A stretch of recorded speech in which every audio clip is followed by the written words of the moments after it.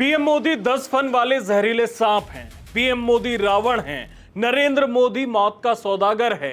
PM जवानों के खून का दलाल है, बदतमीज है, नालायक बेटा है।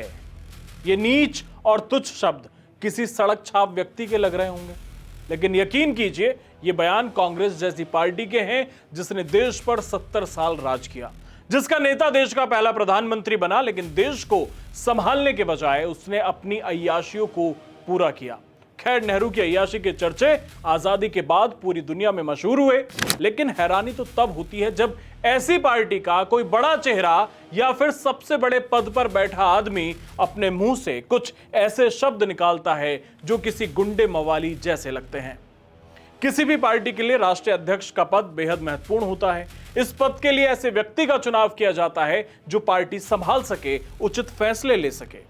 लेकिन कांग्रेस ने उल्टा किया। कांग्रेस ने ऐसे व्यक्ति को राष्ट्रीय अध्यक्ष के पद पर बैठाया जो उलूल जुलूल बयान दे सके, अनपढ़ों से भी खराब भाषा का इस्तेमाल कर सके, और तो और जो गालियां देने में सक्षम हो और देश के प्रधानमंत्री के लिए कुछ भी बोल सके।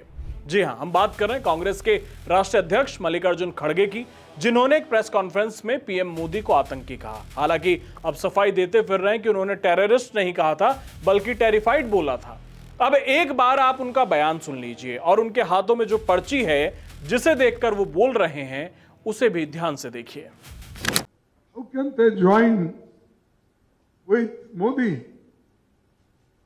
who is a terrorist and he won't believe in equality. His party won't believe in equality and justice. And these people are joining with them. It means that they are weakening democracy. They are weakening the philosophy of Annadurai, Kamaraj, Periyar and Kalinger and Baba Saheb Ambedkar.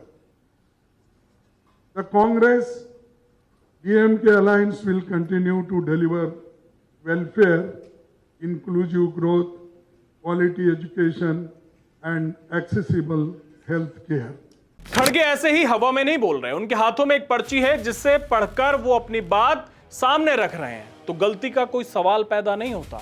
अब आप भी ये समझिए कि आखिर खड़गे ने ऐसा बयान क्यों दिया और क्यों उन्हें राहुल बली का बकरा बना रहे हैं।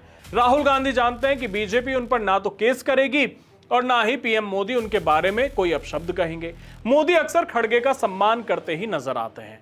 उन्होंने कभी कुछ गलत नहीं बोला है। हालांकि राहुल अभी तक पीएम मोदी पर विवादित बयान देने के लिए अलग अलग कोर्ट्स में 7 से 8 बार माफी मांग चुके हैं, लेकिन वो भी कहां सीधे रहते हैं, उन्हें टेढ़ा चलने की आदत जो ठहरी। कांग्रेस पार्टी बौखलाहट में है, इसलिए उलूल जुलूल बयान दे रही है। इसका एक कारण है कि तमिलनाडु में बीजेपी और एआईएडीएमके का गठबंधन, जी हां, केंद्रीय गृह मंत्री अमित शाह की चाणक्य नीति से तमिलनाडु में गठबंधन फिर से बहाल हो गया है, जिससे कांग्रेस डरी हुई है। बाकी जहां पर भी कांग्रेस की सरकार है वहां पर भी हार नजर आ रही है। हिमाचल की हवा भी इस बार बदली हुई है। पश्चिम बंगाल चुनाव में भी राहुल अच्छे से जानते हैं कि या तो बीजेपी जीतेगी या फिर टीएमसी। कांग्रेस भिखारी बन चुकी है। तमिलनाडु में कांग्रेस एक्टर और नेता विजय थलापति से गठबंधन की भीख मांगने गई थी, लेकिन वहां से भी लात ही पड़ी। अब कांग्रेस जाए तो जाए कहां? बेचारे खड़गे बली का बकरा बन गए हैं। राहुल क्या पूरी कांग्रेस उन्हें उनकी ही बर्बादी की स्क्रिप्ट थमा देती है? जो जहर पार्टी के मन में है उसे खड़गे के मुंह से निकलवाया जा रहा है, लेकिन यह खेल ज्यादा दिन चलने वाला नहीं है। दरअसल कांग्रेस की बौखलाहट साफ दिख रही है। तमिलनाडु में बीजेपी एआईएडीएमके गठबंधन बनते ही उनकी नींद उड़ी हुई है। राहुल गांधी खुद तो कोर्ट में माफी मांग चुके हैं, लेकिन जहर खड़गे के मुंह से निकलवा रहे हैं। ये खेल ज्यादा दिन नहीं चलेगा। देश की जनता ऐसी घटिया राजनीति और प्रधानमंत्री के अपमान को बर्दाश्त नहीं करेगी। कांग्रेस को अब समझ आ जाना चाहिए, गालियां देकर वोट नहीं मिलते, काम करके मिलते हैं। धन्यवाद।